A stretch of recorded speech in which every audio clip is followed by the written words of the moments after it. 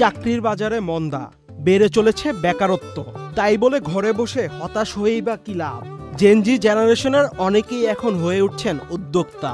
কেউ খুলছেন ফুডকার্ট, কেউ বা করছেন কাপড়ের ব্যবসা, আবার কেউ কেউ দিচ্ছেন জুসের দোকান। এবার কথা হলো এমনই একজন শিক্ষার্থীর সাথে, যিনি পড়াশোনার পাশাপাশি নিয়মিত বিক্রি করে চলেছেন নানা রকমের চা, কফি ও স্ন্যাক্স।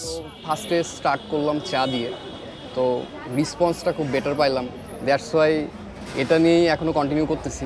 তবে আস্তে আস্তে আগানোর চিন্তাভাবনা আছে অনেক প্রোডাক্ট নিয়ে। স্টুডেন্ট ফ্রেন্ডলি বাজেটে ভালো কিছু দেওয়ার চেষ্টা করবো আমরা।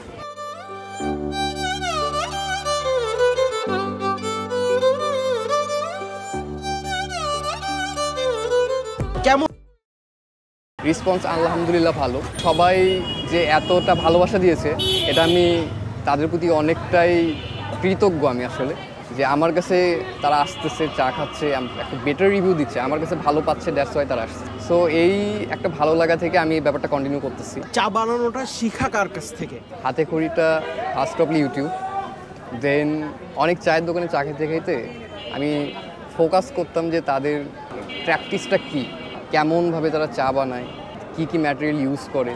Double million offer, Walton fridge কিনে পেতে পারেন 20 লক্ষ টাকা, রয়েছে কোটি কোটি টাকার নিশ্চিত উপহার। দেন নিজেকে কতটা ফাস্ট করা যায় সেখানে।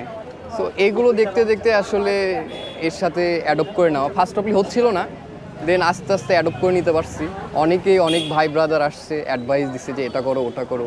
চা বিক্রি করতে যেয়ে মজার কোনো ঘটনা বা এমন কোনো বিব্রতকর কোনো সিচুয়েশন ক্রিয়েট হয়েছে কিনা? মজার বিষয় হচ্ছে যে অনেকেই চা খেতে এসে আমার চাটা এনজয় করে, তারা এনজয় করে, এটা আমার ভালো লাগে, খুব ভালো লাগে যে আমি একটা ভালো ম্যাটেরিয়াল দিতে পারতেছি, ভালো কিছু দিতে পারতেছি, দ্যাটস ওয়াই তারা আসতেছে। এটা আমার কাছে খুব ভালো লাগে, এটাই আমার ইন্সপিরেশনের কারণ, আর এটা নিয়ে আমি মুভ করতেছি। আপনার কাছে কি কি চা পাওয়া যাচ্ছে? আমার কাছে এখন আছে কফি, আছে হ্যান্ডমেড কফি। আমরা হ্যান্ডমেড কফিটা ক্যারি করতে পারবে ব্যাকলিট কাপ সহ। দেন তেঁতুল চা থাকবে, টক মিষ্টি ঝাল, মাল্টা চা, খেজুর গুড়ের চা, রং চা, দুধ চা, মালাই চা, এই সিম্পল কিছু জিনিস নিয়ে কাজ করতেছে আপাতত।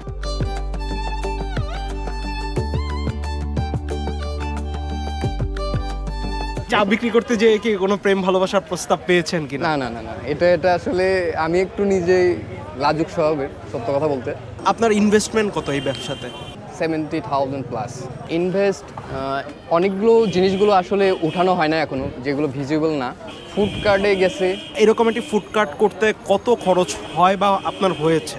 আমি ফ্র্যাঙ্কলি বলি, এরকম ফুড কার্ট বানাইতে আপনার অ্যারাউন্ড 35 এনাফ, আপনি স্টিকার সহ এনাফ।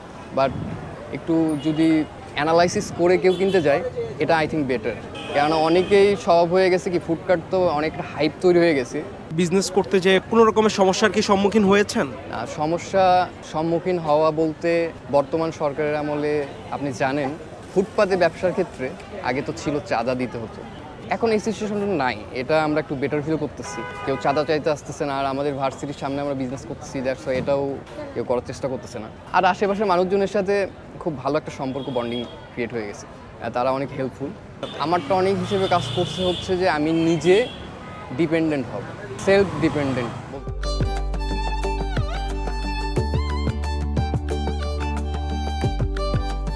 আলহামদুলিল্লাহ অনেক ভালো ছিল চাটা, ভাইয়ার লিকার তারপর সবকিছু বেস্ট ছিল, মানে পারফেক্টলি জাল হয়েছে, সব পারফেক্ট কম্বিনেশন ছিল চা।